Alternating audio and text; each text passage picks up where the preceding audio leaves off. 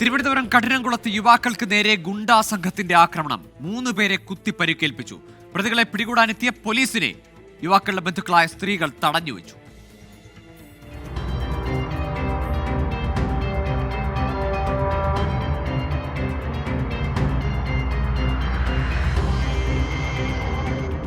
കഠിനംകുളം ശാന്തിപുരത്ത് ഇന്ന് ഉച്ചയ്ക്കായിരുന്നു സംഭവം. പള്ളിപ്പെരുന്നാളിനോട് അനുബന്ധിച്ചുള്ള ജോലിയിലായിരുന്നു ശാന്തിപുരം സ്വദേശികളായ ആഷിഖ്, അഭിജിത്ത്, സ്റ്റാലിൻ എന്നിവർ. ഈ സമയം ഇതുവഴി പോയ ഗുണ്ടാ സംഘത്തിൽപ്പെട്ട സഞ്ജയെ തുറച്ചു നോക്കിയെന്നാരോപിച്ചായിരുന്നു അക്രമം.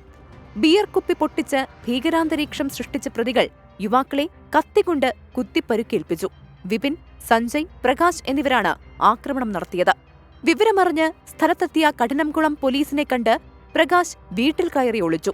പോലീസ് വീടിനകത്ത് കയറാൻ ശ്രമിച്ചുവെങ്കിലും പ്രകാശിന്റെ ബന്ധുക്കളായ സ്ത്രീകൾ തടഞ്ഞു. പ്രതിയെ രക്ഷപ്പെടാൻ സ്ത്രീകൾ സഹായിച്ചു. 1-ാം പ്രതി വിപിന്റെ ഭാര്യ മഡോണ, ബന്ധുക്കളായ അമ്പിളി, മുത്തമ്മ എന്നീ 3 സ്ത്രീകളെ പോലീസ് കസ്റ്റഡിയിലെടുത്ത് വിട്ടയച്ചു. വിപിനും ഭാര്യ മഡോണയും നിരവധി ലഹരി കേസുകളിൽ പ്രതികളാണ്.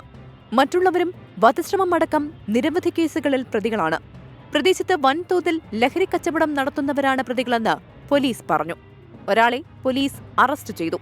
മറ്റുള്ളവർക്കായി അന്വേഷണം ഊർജിതമാക്കിയിട്ടുണ്ട്. 24 തിരുവനന്തപുരം.